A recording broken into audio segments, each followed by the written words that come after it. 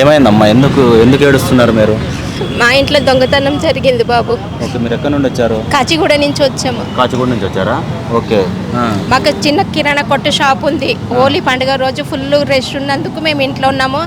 మా కోడలు వెళ్ళిపోయింది, మా కొడుకు వెళ్ళిపోయాడు. నేను ఇంటికి 1 గంటకు వచ్చి స్నానం చేసి తిని 3:15కి ఇంటికి తాళం వేసుకొని వెళ్ళాను. ఎక్కడికి వెళ్ళారు మీరు? షాప్కి వెళ్ళిపోయాను. పిలిస్తే మళ్ళీ షాప్కి వెళ్ళిపోతే 8:30కు వంట చేయాలని మా కొడుకు మా కోడలు వచ్చే వరకు ఇంటి తాళాలు పగలగొట్టేశారు, బీరువా ఇరగొట్టేశారు. 36 తోలాల బంగారము, 30 తోలాల ఎండి, 50,000 క్యాష్ మొత్తం పట్టుకెళ్ళిపోయాడు పక్కోడే. ఓకే. ఎవరైనా మీ పక్కిల్లా? మా పక్కిలే. మీకు ఎట్లా తెలుసు ఆయననే అని? ఇక ఇంతకు ముందు కూడా దొంగతనం జరిగింది. వాడు పైన చేశాడు. చేసినాక కూడా మా వాడిని పోలీసు వాళ్ళు చేస్తే వాడు బిగ్ ఫింగర్ ప్రింట్ దొరికే ఇంట్లో. ఓకే. వాడిది. మరి ఇప్పుడు పోలీసు వాళ్ళు ఏమంటున్నారమ్మా? ఇక తిరుగుతుంటే పోలీసు వాళ్ళు దొంగ ఏకమైపోయారు. వాళ్ళు ఏకమైపోయి మా అసలు పట్టించుకుంటలేరు. మాది పోతే పోలీసు వాళ్ళు సపోర్ట్ ఇవ్వరు కదా. పోయి అక్కడ బాబు మా వాళ్ళ ఇంటి పైన దొంగ ఇంటి పైన ఒక బాబు ఉంటాడు. ఆయన వచ్చేది పోయేది చేసేది. వాళ్ళు ఇన్ఫర్మేషన్ ఇస్తే ఆ పిల్లోని కూడా పని దగ్గర పోయి బెదిరించి ఆ పిల్లోడు కూడా భయపెట్టి ఇచ్చారంట. నువ్వు ఎందుకు ఇస్తున్నావు, ఎందుకు చేస్తున్నావు, ఆయనకు సపోర్ట్ ఎందుకు చేస్తున్నావు అని. అన్ని విధాలా తిరుగుతున్నాం, చేస్తున్నాం. కానీ ఈయన దగ్గర డీసీపీ దగ్గర కూడా పోయినాము, చేసినాము. మేము చేసే వరకు మాది ఇన్క్వైరీ మేము చేయలేము. మేము దొంగలు పట్టుకునే వరకు దొంగను కూడా మేమే పట్టించాము. ఆయన మా తోటి కాదు, మేము చేసేసినాం ఆ పని, మేము మర్చిపోండి బంగారం అంటున్నాడు ఆయన. డీసీపీ అంటున్నాడు. నీకు వయసు ఉంది కదా, సంపాదించి ఇప్పటి నుంచి మర్చిపోయి బంగారం సంగతి. వయసులో ఉన్నావు కదా, నువ్వు సంపాదించి ఇప్పటి నుంచి కష్టపడు. న్యాయం చేయాలి కదా. ఆడికి నేను కొంగు జాల్సి బిచ్చం పెట్టండి సార్, మాకు ఏదో ఒక న్యాయం జరిపియండి అని కూడా అడిగాను నేను ఆయనను. ఎవరెవరు వెళ్ళారు మీరు అక్కడికి ఆయన దగ్గరికి వెళ్ళినప్పుడు? మా కొడుకు, మా కోడలు, మా ఆయన, నేను అందరం అట్లా అన్నాడు. ఎప్పుడు పోయినప్పుడు అంతా అంటానే ఉంటాడు ఆయన.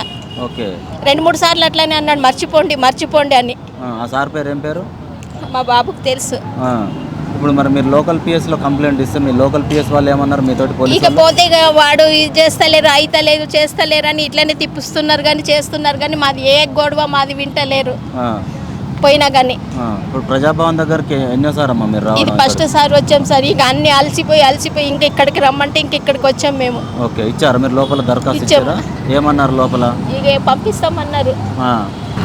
అన్న ఏమైంది అసలు? మీరు డీసీపీ దగ్గరికి వెళ్తే కూడా ఏదో కొంచెము అంటే సపోర్ట్ ఇచ్చినట్టు కాకుండా, న్యాయం చేస్తామనే వర్షన్లో కాకుండా ఏదో ఆపోజిట్లో మాట్లాడారు అంటే ఏం జరిగింది అసలు? సార్ మేము డే 1 నుంచి ఇదే చెప్తున్నాము. మా గోల్డ్ అనేది దొంగతనం అయింది. ఓకే. పోలీస్ వాళ్ళు ఫస్ట్ వాళ్ళు ఫెయిల్యూర్ అంటే దొంగని పట్టుకోలేకపోయారు. ఫెయిల్యూర్ నేను పట్టించాను దొంగలని. నేనే పట్టించాను. వాళ్ళ లొకేషన్ యాక్సెస్ అంతా తీసుకొని పోలీస్ చేయాల్సిన డ్యూటీని నేను చేశాను. అంటే వాళ్ళే దొంగలని మీకు ఎట్లా తెలుసు?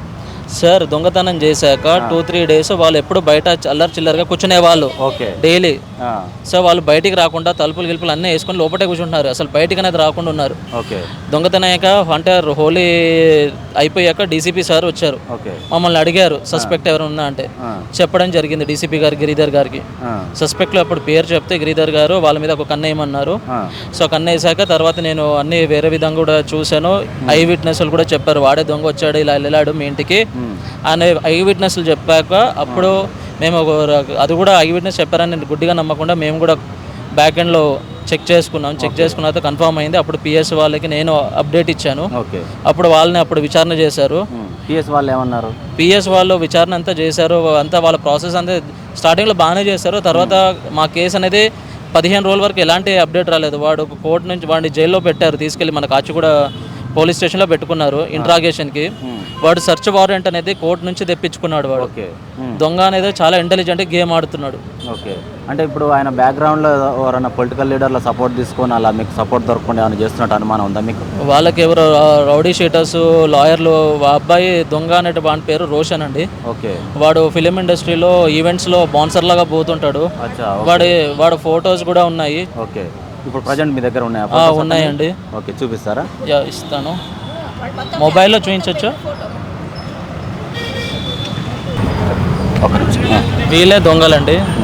సో పోలీస్ వాళ్ళు కూడా వీళ్ళని దొంగని పట్టుకోవడం జరిగింది. ఇప్పుడు వీళ్ళు దొంగ అని కూడా వాడు ఒప్పుకున్నాడు. ఓకే. వీడియో కూడా దొంగలది వీడియో, వాళ్ళ ఇంట్రాగేషన్ వీడియో కూడా ఉంది. మాకు డీసీపీ గారు గిరిధర్ సార్ కూడా చూపించారు వీళ్ళని. వాడు దొంగతనం ఇలా చేస్తాడు, ఇలా ఎరగొట్టాడు అనేది కూడా డీటెయిల్గా చూపించారు. ఓకే. ఇప్పుడు వాడు బెయిల్ మీద వచ్చాక పోలీసు వాళ్ళు మమ్మల్ని కొట్టి ఇరికిచ్చారని చెప్పి పోలీసు వాళ్ళ మీదనే ఎవడో లాయర్ విజయ్ కుమార్ అట, వాడికి సపోర్ట్ చేసే లాయర్, వాడు లాయర్ త్రూ బయటకు వచ్చేసి లాయర్ త్రూ వాడు ఎంజాయ్ చేస్తున్నాడు. ఇప్పుడు వాడు లాయర్ ఎలా చెప్తే వాడు అలా న్యాయాన్ని మొత్తం చేంజ్ చేస్తున్నాడు దొంగ. ఓకే. అంటే ఇతను ఫిలిం ఇండస్ట్రీలో బౌన్సర్గా వర్క్ చేస్తాడు అన్నట్టు. బౌన్సర్గా ఉంటాడండి. ఓకే. ఈయన ఫిలిం ఇండస్ట్రీ పెద్దల నుంచి కూడా ఏమైనా సపోర్ట్ ఉన్నట్టు మీకు అనుమానం? నాకు అది తెలియదండి, అవి ఎందుకంటే తెలియని విషయంలో నేను మాట్లాడలేను. ఓకే. బట్ బౌన్సర్గా చేస్తాడు. మేబీ ఎవరైనా హెల్ప్ చేస్తున్నారో తెలియదు, లేదా ఉండొచ్చు కూడా, ఎందుకంటే వీడికి రౌడీ షీటర్స్తో అయితే పరిచయాలు ఉన్నాయి వీడికి. ఓకే. అంటే ఇది హోలీ అయిన తర్వాత అదే రోజు నైట్ అయిందా లేకపోతే హోలీ నెక్స్ట్ డే సండే రోజు అయ్యింది మా ఇంట్లో. హోలీ మండే, సండే రోజు దొంగతనం సాయంత్రం 6కి వాడు వచ్చి చేశాడట. కానీ బట్ మేము ఇంటికి వెళ్ళి చూసుకునేప్పుడు 8:30 నైట్. అప్పుడు మా డోర్స్ అన్ని ఇరగొట్టేసి, బీర్వాస్ అన్ని ఇరగొట్టేసి, మొత్తం బట్టలంతా చిందరవందరగా పడేసి ఉన్నాయి. అప్పుడు చూసుకున్నామండి. అప్పుడు ఇమీడియట్గా పిఎస్కి వెళ్తే పిఎస్లో ఆ రోజు ఎవ్వరూ లేరు. పిఎస్లో ఆ రోజు మోదీ గారు వచ్చారట మన సికింద్రాబాద్కి, బందోబస్తుకి పిఎస్ అంతా అక్కడే ఉంది. So okay. ఇప్పుడు మీరు ఆయన ఒక్కడే ఉన్నాడు అని అనిపిస్తుందా నిందితుడు ఈ దొంగతనం చేసిన? దీంట్లో దొంగతనంలో 4 ఇన్వాల్వ్ అయి ఉన్నారు. రోషన్ వాళ్ళ మమ్మీ పేరు మెహబూబీ ఆలియాస్ అనిత అని పిలుస్తారు. ఓకే. సో వాళ్ళ తమ్ముడు రజాక్, ఇంకొకడు రోహిత్. అంటే ఇప్పుడు మరి మీరు పోలీస్ స్టేషన్లో ఇతను ఒక్కడిని అప్పచెప్పారా? ఇప్పుడు ఎవరో ఫస్ట్ వీడి పేరు అప్పచెప్తే వీళ్ళందరి పేర్లు చెప్పాడు, కానీ వాళ్ళ తమ్ముడు దొంగతనాలు లేడని పోలీస్ వాళ్ళు చెప్తున్నారు. ఓకే. రజాక్ అన్నట్టు కూడా దొంగతనాలు లేడు, మిగతా వాళ్ళంతా ఇన్వాల్వ్ అయ్యి ఉన్నారు అని చెప్పారు. వీళ్ళు సహజీవనం విజయ్ కుమార్ అనే దగ్గర చేస్తున్నారు, సహజీవనం చేస్తున్నారు. సొంత భార్య తిను కాదు. సో ఏంటంటే సహజీవనం చేస్తుంది కాబట్టి కంటిన్యూ అవుతుంది. ఇప్పుడు చనిపోయిన విజయ్ కుమార్ కూడా రైల్వేలో ఎంప్లాయీ, తను సఫాయి వాళ్ళ, తను కూడా చచ్చిపోయాడు. అంటే వీళ్ళు దొంగతనం చేశాక పరారు అయిపోయారు ఇంట్లో నుంచి. 3 నెలలు పరారు అయిపోయారు. 3 నెలల వరకు ఎవరు రాలేదు. ఆ 3 నెలలు ఎందుకు పరారయ్యారు దొంగతనం చేయకపోతే? ఇప్పుడు వీళ్ళంతా మీ ఇంటి పక్కనే ఉంటారా? అవునండి, పక్కనే ఉంటారు. ఐ విట్నెసెస్ ఉన్నారని చెప్పాను కదా ఇంతకుముందు, మీకు చూశారు. ఐ విట్నెసెస్ ఉన్నారు. ఐ విట్నెస్ వాళ్ళు చెప్పారు వాళ్ళు ఎప్పుడో అవారాలాగా బయట కూర్చొని ఉండేవాళ్ళు. స్నీఫర్ డాగ్స్ కూడా వచ్చేసి వాళ్ళ ఇంటి ముంగట 10 సార్లు చక్కర్ కొట్టింది.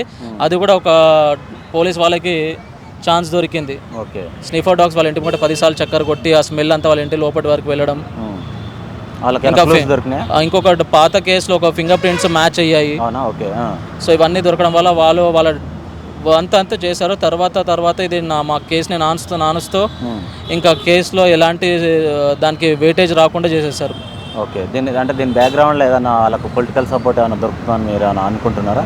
సార్ ఈ 5 months నుంచి నాకు ఎలాంటి సపోర్ట్ లేకుండా ఉందంటే అది నేను చెప్పలేను సార్. ఎందుకంటే వాళ్ళకు ఉంటేనే కదా ఈ 5 months నుంచి మమ్మల్ని ఇంత కేర్లెస్గా పడేశారు. ఓకే. ఇప్పుడు ప్రజాభవన్కి ఫస్ట్ టైం రావడం జరుగుతుంది. ఇచ్చాను. లోపల ఎట్లా రిసీవ్ చేసుకున్నారు? చాలా మంచిగా రిసీవ్ చేసుకున్నారు, హెల్ప్ చేశారు. ఏమన్నారు? సో ఓటీపీ కూడా వస్తుంది మీ మొబైల్కి.